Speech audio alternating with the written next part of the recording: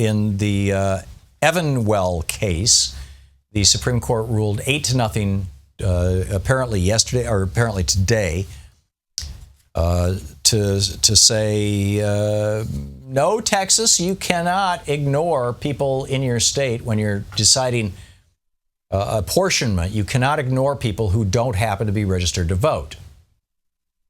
This, Texas, the big challenge Republicans have is how do you hold on to power in a nation that is rapidly demographically changing away from you?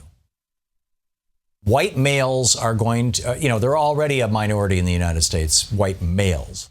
White people will be a minority in the United States within 20 years or so. And in terms of births, it's already the case. And so, the Republican Party has identified itself as the white male party, right? The party that wants to control women's bodies through abortion. John Kasich saying states should decide if they want to electrocute women who have abortions or if they just, want to hang them or send them to prison for life or whatever. Donald Trump already offered his varied opinions on that. So, the Republican Party has this very narrow voting base, white men.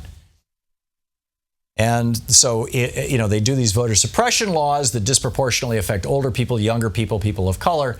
And now Texas tried to take this even a step farther and say that when we draw congressional districts to figure out who gets to represent Texas, we're not going to include people who happen to be living in the state who are not registered voters. Now, in some cases, that would include people who are in the United States without documentation.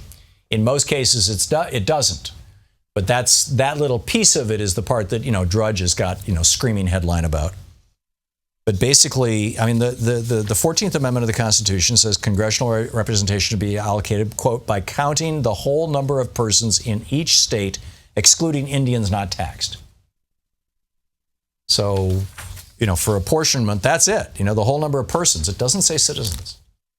In fact, the Constitution does not have the word citizens, to the best of my knowledge, anywhere in it other than the second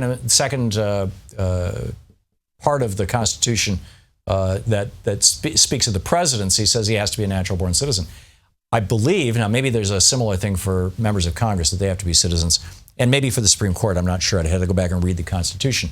But basically, that's it. To watch more clips from our programs, hit the Watch More Videos button over here. And please be sure to hit the handy-dandy subscribe button so you'll always be up to date. Tag, you're it.